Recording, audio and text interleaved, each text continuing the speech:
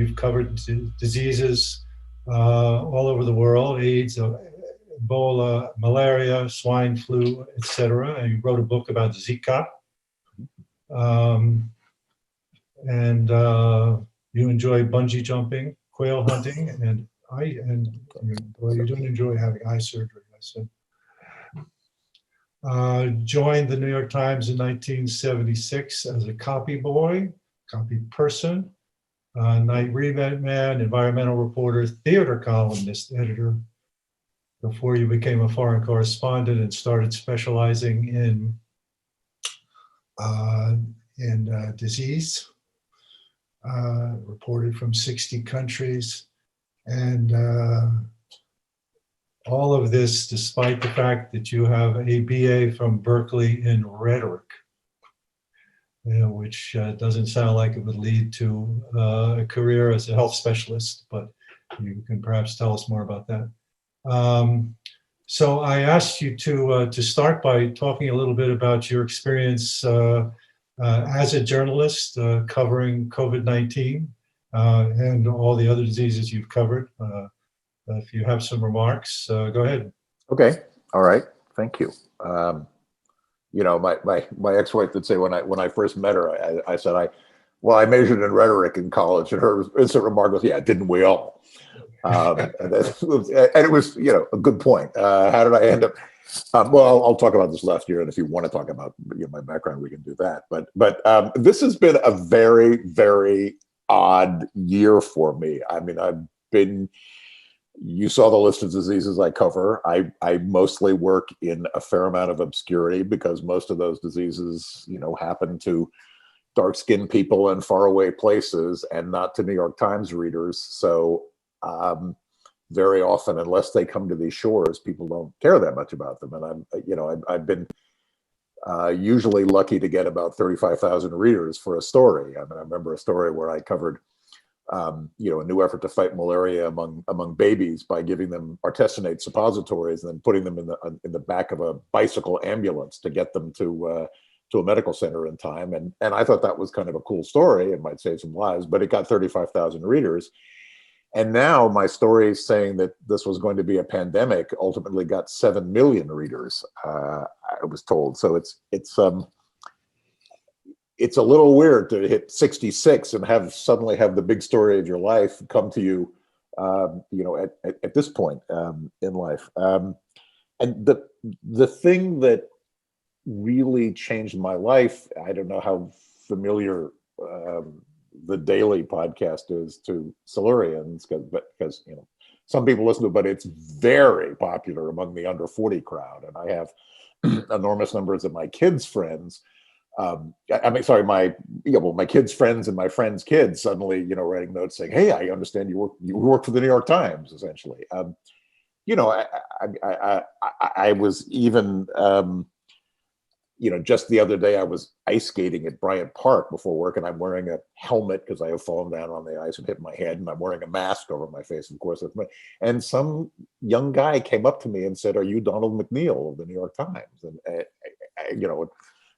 said, "It's a podcast. How do you know my face from a podcast?" But it's happened. It's a very odd and a little off-putting feeling, because I think it's an advantage as a journalist to be, anonymous and be able to sit in the back of the room and people sometimes not even realizing who they're talking to.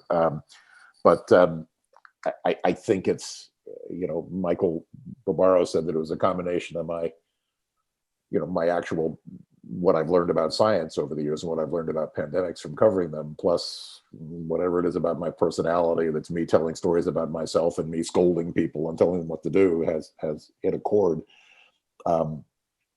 with a younger generation. So I feel like last year came in 3 stages. And the first stage was sort of January to April, where I was regarded as a crazy man, trying to say the sky is falling, take me seriously, and was essentially being treated with some belief and some trepidation along the way. The more I could, say, "Hey, I just talked to Tony Fauci and he said this," or I've, interviewed 12 experts and they agreed that it's going to be a pandemic, and the more credibility. And then as some of the things that I'd written about and basically predicted began to come true. I mean, predicted on the basis of these interviews, talking to lots of experts, and plus sort of being able to interpret from the way I'd seen other diseases unfold. Then there sort of moved into the second period that lasted from May to December, where I was considered this weird dark prophet, and literally the masthead was ordering stories, like have Donald write something telling us what now that summer is here, have Donald write something telling us what's going to happen during the summer, and now we're about to have the election, have him write something that's going to happen about the election. And the last one was have him write something that says what's going on about before the Biden transition comes. And now I feel I'm moving into sort of stage 3, where I'm kind of the Confederate statue, where people are getting a little sick of me and maybe like to see me, make a mistake so I can be pulled down and trampled on in the street. I'm getting a little tired of listening to myself too. So, but we'll see. I mean, and now also, of course, everybody on the staff is covering the pandemic, and there's lots of great reporters doing it. And so I feel that my, what I know is a little bit less useful. But during that, during that crazy period in the Izzy crazy period, there were a lot of stories where I got into a lot of struggles with people trying to convince them. I remember being in a meeting fairly early on when we were still back in the office, and one of the business editors was expressing surprise about the flights being cut off from China, and I sort of looked at him and said, it's not going to end with China. I mean, they've got the disease in South Korea now. They've got the disease in Japan. They're going to be cutting off flights from lots of countries. And he just sort of looked at me and went like that, as if, that's never going to happen. And I thought, all right, just, don't take my word for it, but see what happens. I mean, when pandemics move around the world, if you want to stop the spread, you're going to have to do a lot of cutting off of flights. The story that I wrote saying this is going to be a pandemic didn't even make page 1. Now we did have a story out of Wuhan that was on page 1 that day, and we had another story talking about the possible economic effects. So there were definitely stories related to the pandemic, but related to the virus. But the one saying the pandemic was on page A12. We had on the page 1 that day the Iowa caucuses, the Super Bowl, and a story about subway repairs. You covered Ebola, and you covered the SARS and bird flu. What made you conclude that this was going to be a pandemic when those other outbreaks did not become pandemic? Well, Ebola would never had any threat to become a pandemic. Bird flu I guessed wrong on back in 2005. I think it was. I thought it was going to likely be a pandemic, but it was looking at the numbers as soon as China developed a PCR test. They developed a PCR test about January 13th, and they started to roll them out. As with us, they didn't have enough in the beginning, but as soon as they rolled the tests out, they went from 50 cases with no dead to a week later 500 cases with something like 10 dead, and then 10,000 cases with 200 dead. And the minute I saw that, I realized, this isn't SARS. This is a coronavirus, but isn't SARS. That 10,000 cases in that much time, and 2% fatality rate. That's 1918 all over again. That's that's the characteristic of the big one, an extremely transmissible disease with a mortality rate that is up in the 1, 2, 3% range. So H1N1 in 2009, the one we sometimes call the swine flu, was pandemic, but the fatality rate was even lower. We didn't know this in the beginning, but the fatality rate ultimately was even lower than seasonal flu was. And so while that was definitely a pandemic, and AIDS, of course, is still a pandemic because it's a disease that spreads all over the world, that's what told me that this was going to be characteristic of it. But it took you a while to convince your editors. Yeah, I mean, I came in the next day saying, this is it. This is going to be the big one. And the answer was, you got to talk to at least 12 experts. And I basically came back with a scorecard after I talked to 12 experts. And the answer was 8 said, yes, it's going to go pandemic. 2 said, no, I don't think so. And 2 said, I don't want to commit. And but Tony Fauci was one of the 8. He was literally on his way into the White House that day to talk about it. And so that's what led to the story. And it sat over the weekend. I think I filed it on Friday and it ran in the Monday paper. Yes, I never believed from the beginning that it was a release from a lab in Wuhan. I also never believed that the WHO was had done a bad job, despite what was coming out of the, because I've been covering the WHO for 20 years, and I watched how they botched it on Ebola and some of the others, and I I know Tedros, and although he's not a very dynamic personality, he's actually quite a clear personality in what he has to say, and I saw them giving warnings from the very beginning. They made a bad call on January 23rd about whether or not it was a public health emergency of international concern. But other than that, they got their act together pretty quickly and did declare it a pike. I also basically believe the numbers out of China from the beginning, not believing them exactly, but I remember, I got a email from somebody at the American Enterprise Institute saying that, we'd like you to listen to a presentation of ours saying that, China, which has reported 80,000 cases, actually has 3 million cases. And I just wrote to the guy back, I said, look, pull the other one. I mean, if China had 3 million cases, and we know from China's experience, what they've already reported, that there is a 5% mortality rate to this virus in the early weeks, you're talking about 150,000 dead bodies just in the city of Wuhan that they'd have to get rid of. And if they had to get rid of 150,000 bodies, we'd know it because not just our military satellites, but our Google satellites would pick it up.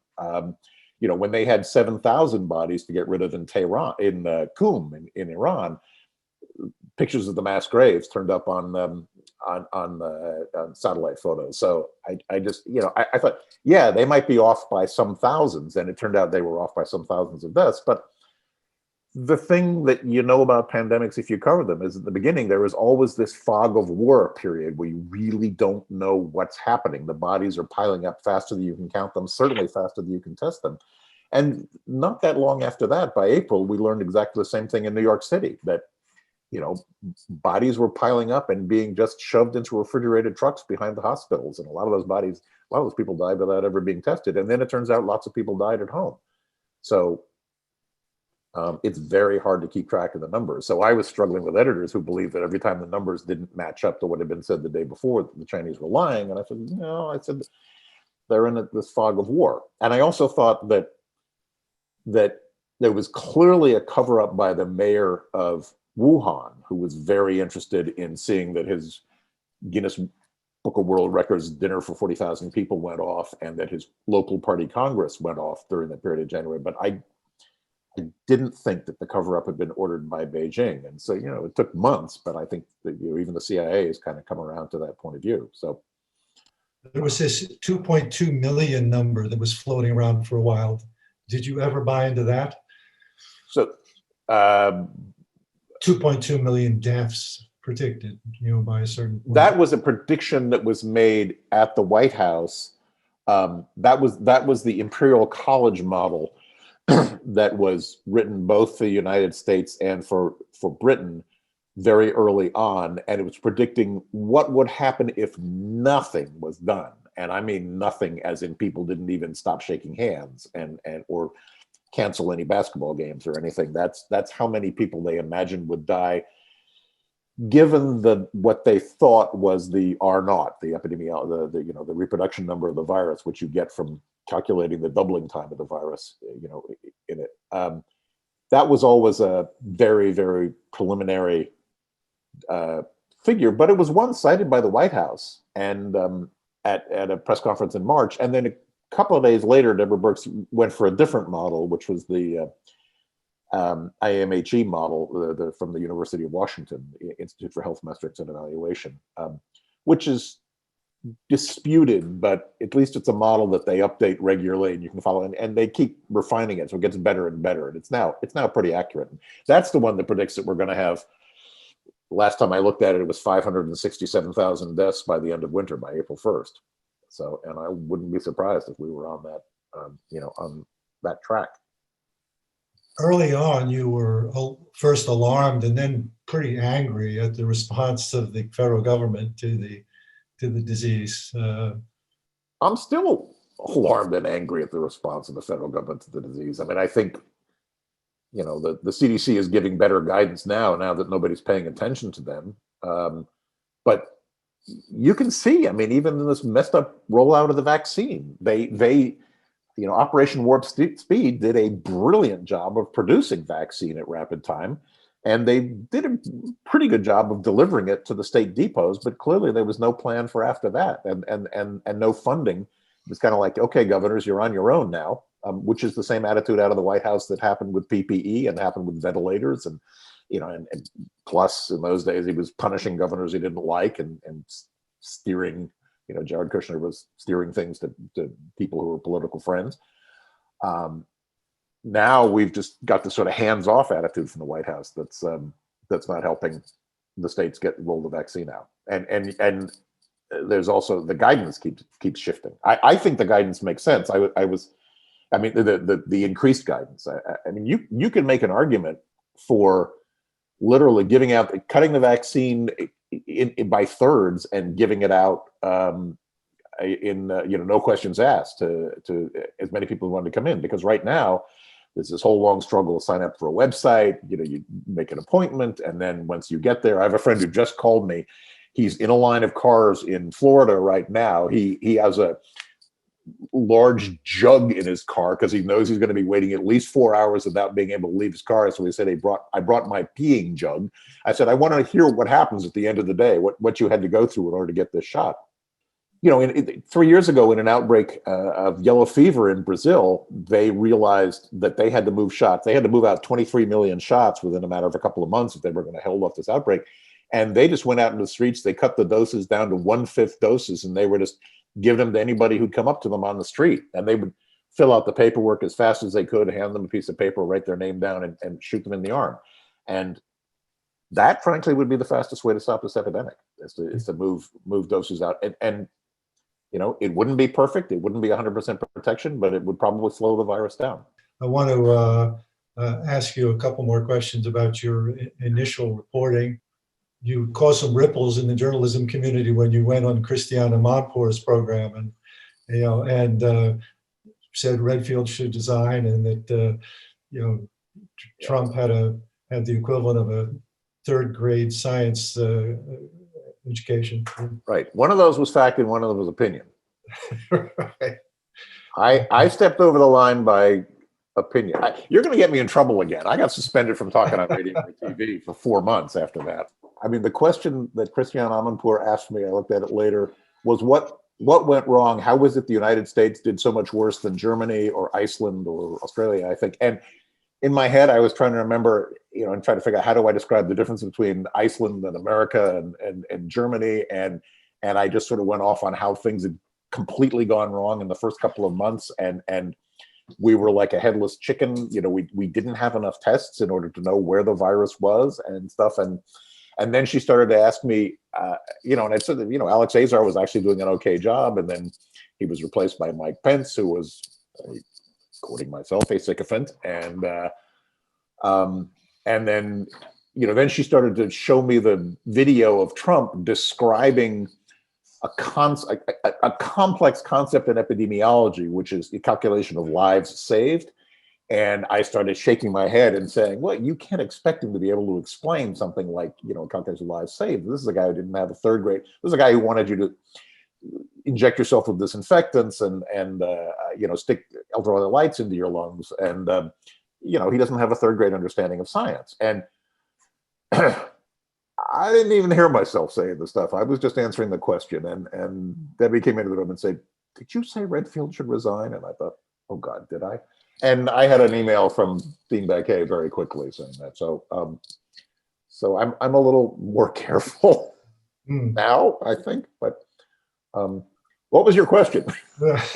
I'll move on. One of the more extraordinary things from my point of view is how little Trump himself has had to say. How little of the traditional politicians' sympathy for the dead and dying and the families of, he has had almost nothing to say along those lines. Is that not extraordinary? How is that inconsistent from how he's behaved in every other field? I mean, a Capitol Hill policeman was beaten to death with a fire extinguisher the other day, and he hasn't called the family. He hasn't, he resisted lowering the flag on the White House to half-mast, and he's never said anything about the guy. I mean, other people dying. Let me not get into too much trouble here, but you understand. You know, empathy is not his strong suit. Can I say that safely? Yeah. I expected from the beginning that the thing you kind of count on in diseases, and this is true when I covered AIDS in South Africa. It's been true when I covered Zika in Puerto Rico and things. Unless people see someone they know personally, what happens to them, they don't really believe a disease is real until it hits somebody they know. But I thought that once Trump's friend, I can't remember his name, he was the Syrian real estate guy, died of the disease, and Trump seemed a little shocked by that. I thought he'd take it more seriously. And then,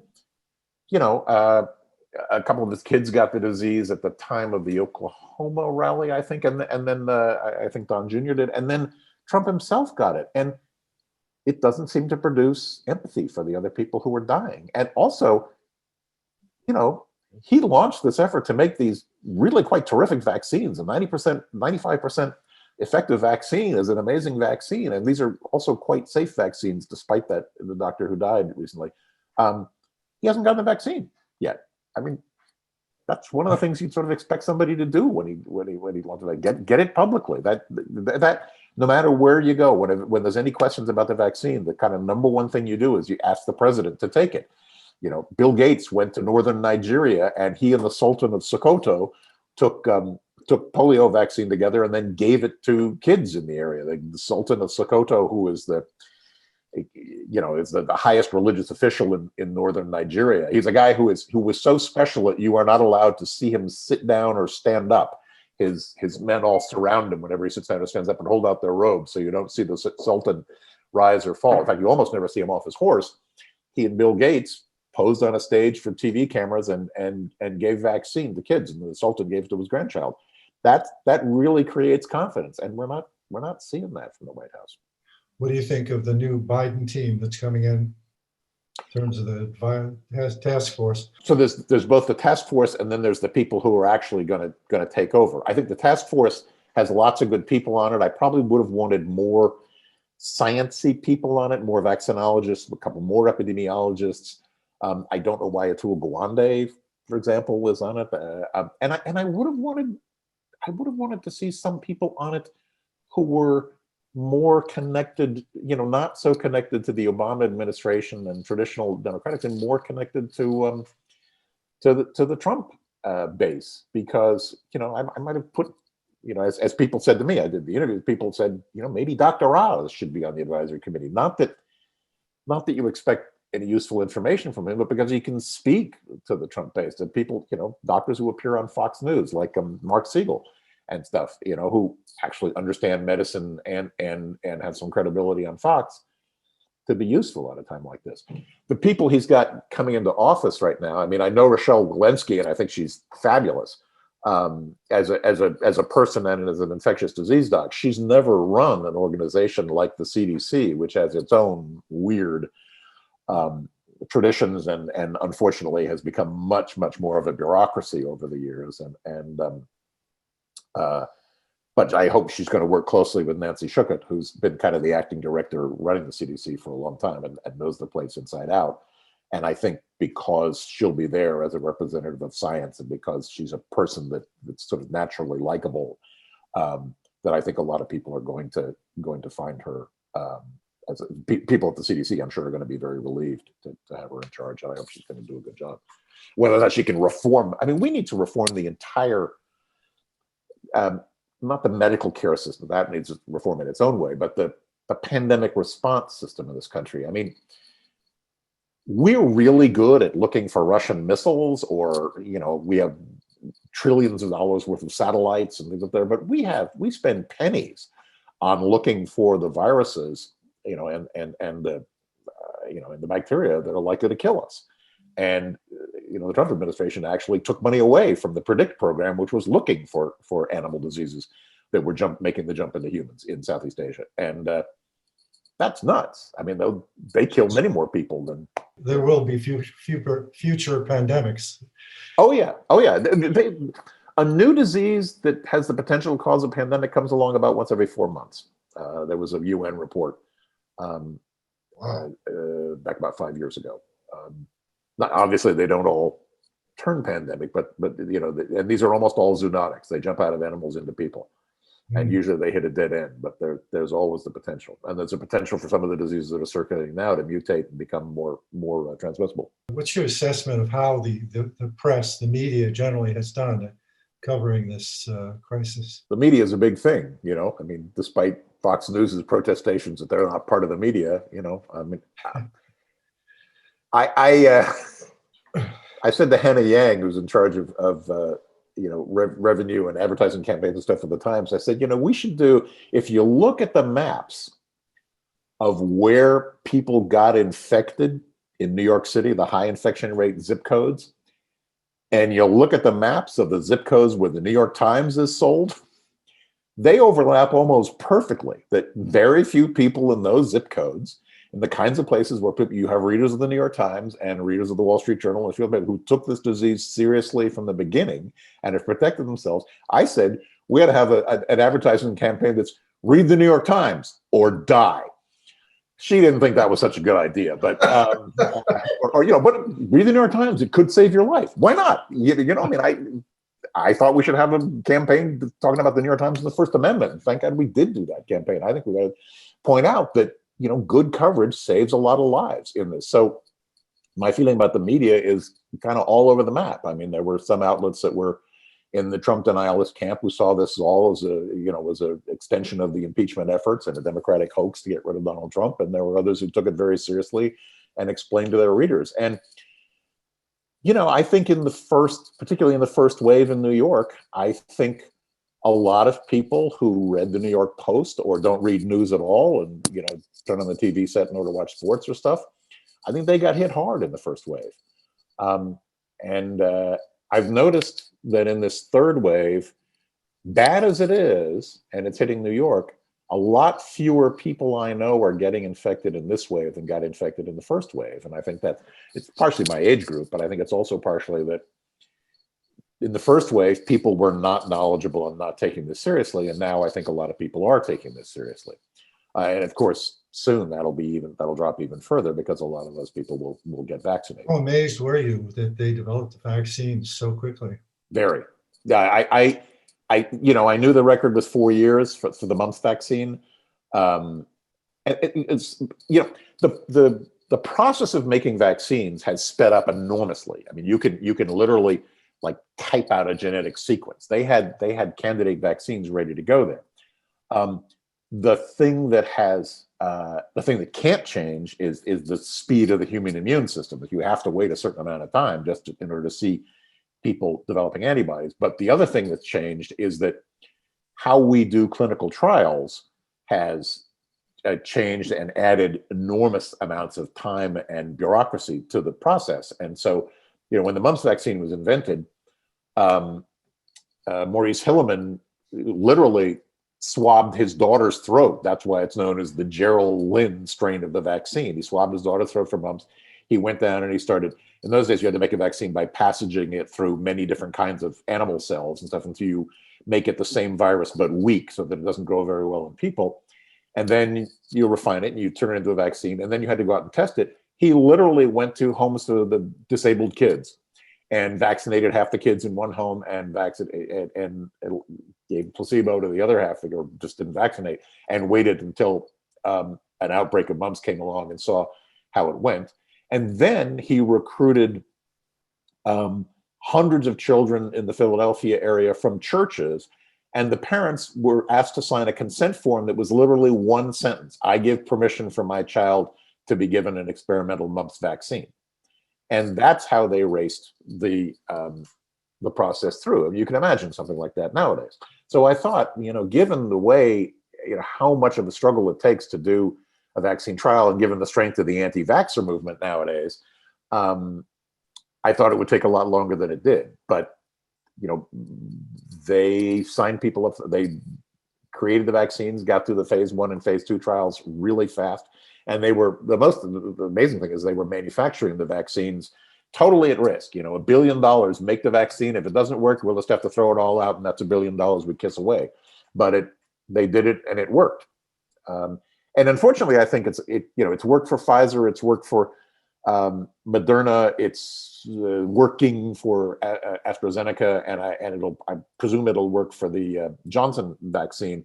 But that may be it. That may be a dead end. I tried to sign up to be part of the Novavax vaccine trial myself, because that was the one. If you look at the phase 1 and phase 2 and monkey data, that was actually the most promising one, and I thought it might be kind of interesting to sign up for that.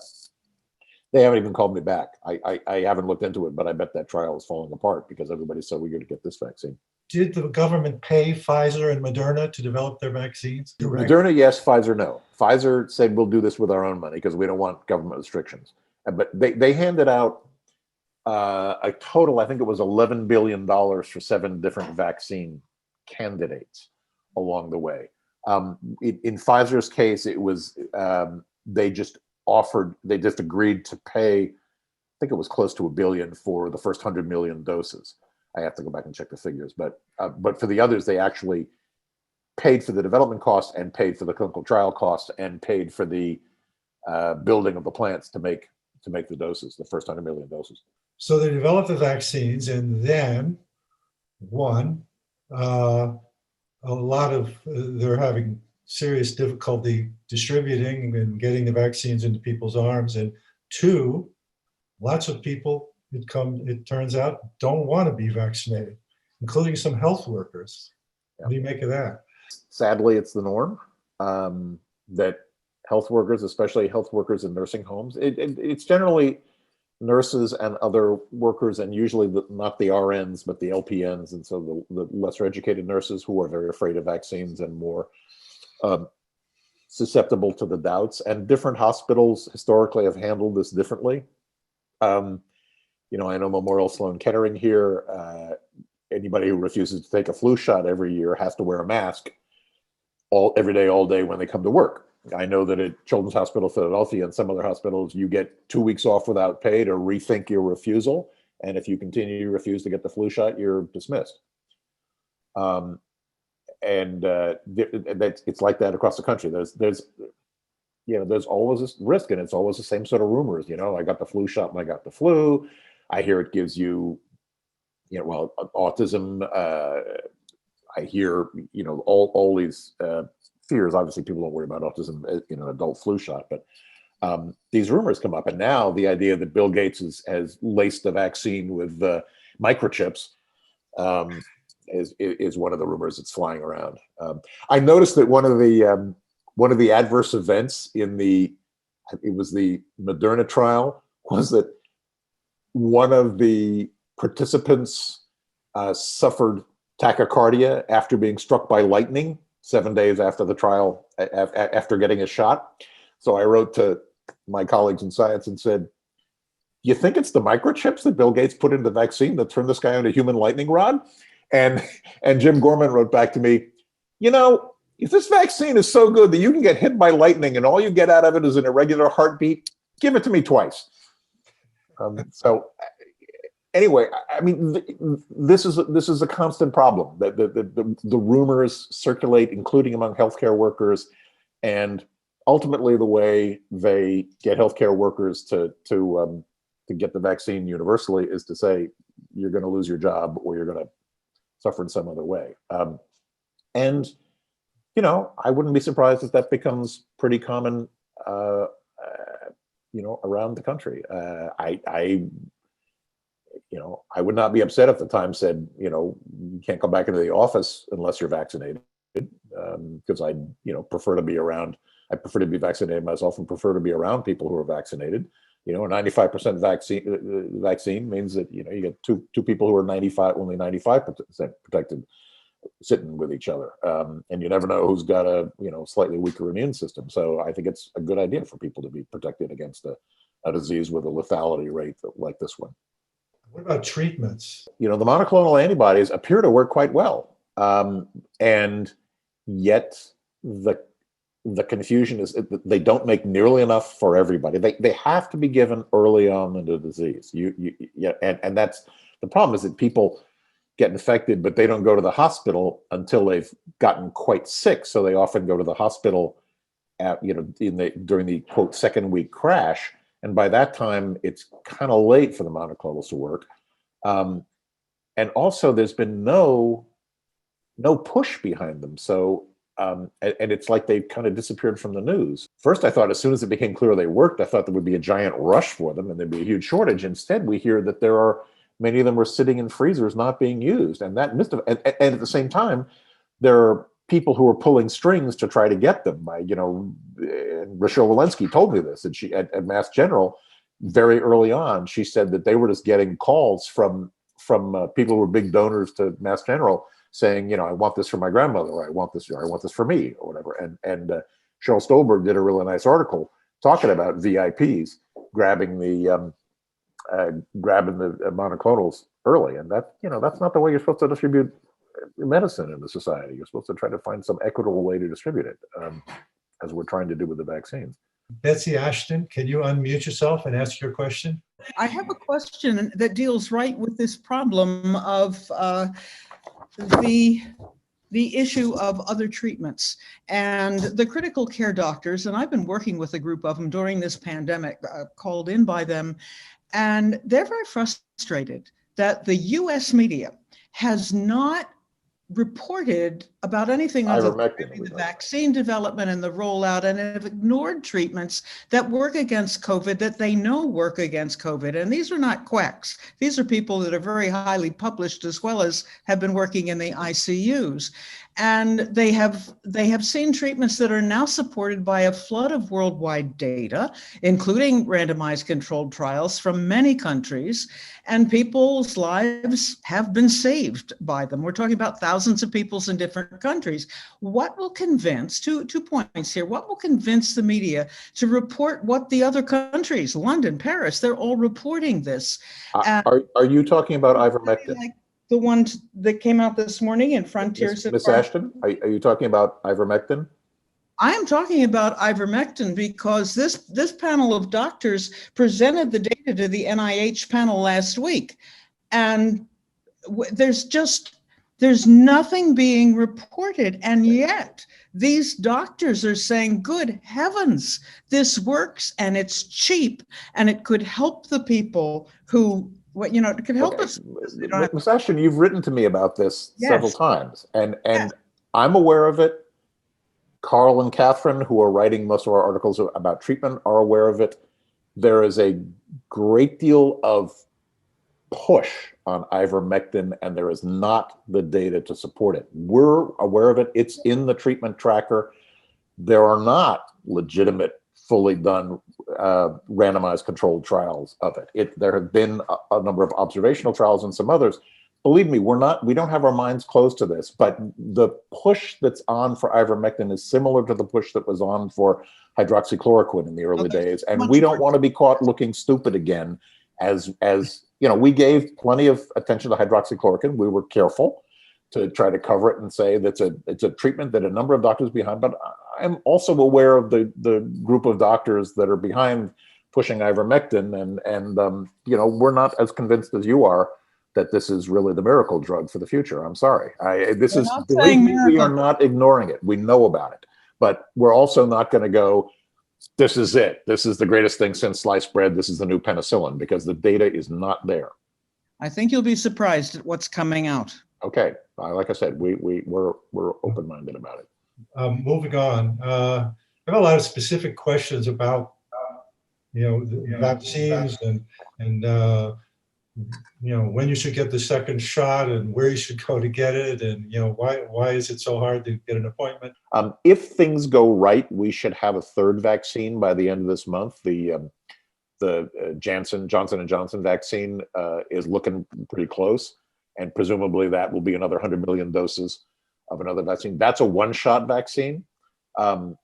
This notion of one-shot versus two-shot is a little bit fuzzy. Like I said, I'd probably give everybody 1/3 of a shot right now with no questions asked to try to stop the disease, but on the assumption that it wouldn't be good long-lasting protection at all. But the Janssen vaccine has been tested as a one-shot vaccine, so that'll come out, and then probably within a month after that, the AstraZeneca vaccine, which has already been approved in England and some other places, will be rolled out too. I think they're being hyper cautious about that one. So the situation ought to get better pretty soon. And but it'll be unpredictable as to which vaccine you'll get. And I know that even at the hospital where Debbie works, they're shooting Moderna one day and Pfizer the next day and stuff, and you have to pay attention to which one you got so that you get the same one the second time. Not that it's the end of the world if you get a different one, because it's the same antigen, it's the same spike protein, but you do want to try to get the same shot twice. Everybody's sort of specialized about, is it the Moderna, is it the Pfizer? I mean, when you get a flu shot, you don't usually ask which brand am I getting. But in fact, there are several different kinds of flu shots and several different makers of flu shots. We just think of it as a flu shot. But I make an effort to get the senior flu shot each year, but there's 2 of those, and I just take whichever one the pharmacy has. One of them has 4 times as much antigen in it, and the other one has an adjuvant, which is a booster in it instead. And my feeling is, 6 of one, half dozen the other. I'd rather have whichever one they've got rather than not have the shot. Ralph Blumenthal says it may not be Times coverage that protects against COVID, but that the Times demographics skew to the wealthier and more privileged. So isn't that a better explanation? Ralph is a good epidemiologist. Yeah, he's right. He's raising the right question. It might just be. But I think these things kind of go together. I mean, I'm not sure that. Oh, so privilege in the sense of avoiding, not having jobs that put you on the front line. I'm sure that's absolutely true. But I also think that being aware of the danger was an important part, especially in the first wave. That protected people. And but yeah, there are always confounding factors in any statement you make related to epidemiology. Myron Rashetsky asks, which countries have done it right? Israel is the example that's been held up so far. Israel, I haven't done an article about that, but I read an article about it. They have they got a fair amount of vaccine. They had a well-organized program. I gather that everybody in Israel has to sign up for one of 4 HMOs. So while it's not, a National Health Service type arrangement, it's a widely distributed, so well-organized arrangement, totally unlike our complete hodgepodge of, no central records that we have here in the United States. So they did quite well in the beginning. I think they're running out of vaccine. The last article I saw said that they were, things were faltering, but I'd have to go back and read that. And other than that, I haven't checked which countries are doing best. I mean, we certainly have access to more vaccine than most countries for a big country. So that would allow us to do better if only we could get organized. But that's one of the questions that Christiane Amanpour asked me. How is it that you can be the richest country in the world that spends the most money on medical care and yet be doing the worst in the world on handling this disease? And the answer is bad leadership from the top. Yeah, I was going to say, if there had been better leadership from the top, people are always asking you to predict. But Donald Trump could have been the hero with this thing. If he had done it right from the beginning, taken the disease seriously from the beginning, and launched Operation Warp Speed, we'd probably be the first country. We'd be leaving this epidemic with a lower per capita death rate than the European countries, because we would have had the vaccine first, and we would have held back. We had a little more warning. We had a little more time. Had we developed the test early, we were maybe 3 weeks behind the Europeans in getting hit by the virus itself, because it spread from China to Seattle in a very small amount, but then large amounts spread from Italy and other parts of Europe to New York and to the rest of the country. And had we been ready, we could have shut down New York a week earlier. Probably would have saved more than 50% of the deaths in New York, and then had people in the other parts of the country, like the Deep South, taking it seriously in the summer, and the Upper Midwest and Plain States taking it seriously later than that, would have been a whole different story, and the vaccines would have been here first. So, what should we make of the fact that months later, all of a sudden, California, Los Angeles is the crisis point? I don't know. I mean, there's a lot more pro-Trump thinking rejection of masks and conventions have been in Southern California than there is in Northern California, where I'm from. And I know that the situation is sort of worse in the rural counties, many of which may have been sending patients to Los Angeles, where the big concentration of hospitals are. But I'm not really sure. But it's a scary situation. Won't you be happy to see the rear end of Dr. Scott Atlas? I don't think I want to look at his rear end, but I'd definitely like to see him in the rearview mirror. I mean, what a disaster. What a disaster. And the claims about herd immunity that were being made at the end of the summer were just absurd. The idea that herd immunity had already arrived, and the people were protected by their T cells from having had previous mild coronavirus, benign coronavirus infections it was absurd. And the guy that an MD from Stanford would be putting out nonsense like that was very disturbing. And I mean, fortunately, he got proven completely wrong by facts on the ground a little bit later, and he also resigned. So thank goodness we haven't heard from him for a while. But I mean, I kind of imagine that everybody who was associated with the Trump administration is going to be tainted for life. David Margolick says, how are you living now? What precautions are you taking? I go for bicycle rides. I go for long walks. If I can stay 6 feet away from other people while I'm doing that, I don't wear a mask. If I have to, come to a corner or something, I wear a mask. If I go only into grocery stores and pharmacies and, the liquor store, the places that stay open no matter how deep the emergency is. The liquor store reminds me of covering Rwanda back in 1995. The only business that survived the genocide in Rwanda was the Primus Brewery, which made all the beer and all the clean distilled water for the country of Rwanda. Basically, the Hutus hung on to it for as long as they could until they were chased out by the Tutsi army, and then the Tutsi army placed guards outside the brewery and made sure that it never shut down during the genocide. And that's how I feel about the liquor stores here in New York. But I mean, those are the three kinds of stores I go into wearing my mask. We have a set of neighbors that we quote pod with. They're even more careful than we are because my friend is undergoing cancer treatment now, and Debbie's sons are out and about and are actually working in the film industry, but they don't come over unless they've had a test. And one of her sons has literally had 40 PCR tests, and he knows more about the testing regimen than I do. I mean, I counseled him on it a little bit in the beginning. So they come over, but only after they've had a negative test. I've gone on walks with my daughter and my granddaughter, but I've never held my granddaughter. I look at her through the plastic of her stroller, and I wear a mask and I wave at her, and eventually she'll see my face and react with shock, I suppose. But that's pretty much it. And I'm sort of content to do this until I can get vaccinated and other people. Have you been tested more than once? I have never been tested because I've never had occasion where I knew that I was in contact with anybody and I haven't felt sick. One of the other things that's happening is not only has the flu totally disappeared this year, but RSV, respiratory syncytial virus, and para-influenza viruses, and all the causes of the common cold they're not turning up. We've got one respiratory disease circulating in this country, and I've avoided it so far by being careful. Any closing remarks? No, just thank you for inviting me, and I hope this was helpful. And Arthur, if you want to suggest that we do the New York Times Read It or Die, I'm going to leave it up to you. Unfortunately, those days are gone. All right. Thank you so much for doing this. You're welcome. Thanks for listening.